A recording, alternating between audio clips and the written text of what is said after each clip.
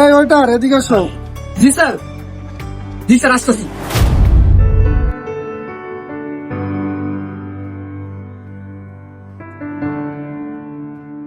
জি sir, কি লাগবে আপনার? যাও একটা বার্গার নিয়ে আসো। ওকে স্যার, ঠিক আছে। তুমি গরম ভাতের ভাত, স্যার এনেন। Thank you. অভিমানের চুল, স্যার একটা কথা বলি। হ্যাঁ বলো। স্যার, আপনি কি বাসায় খাবার খান না? আসলে আমি বাসায় আমার মারাতে খাবার খেতে খেতে একবারে অতিষ্ঠ, এখন আর বাসার খাবার আমার একদমই ভালো লাগে না, তাই তোমাদের ক্যাফেতে আমি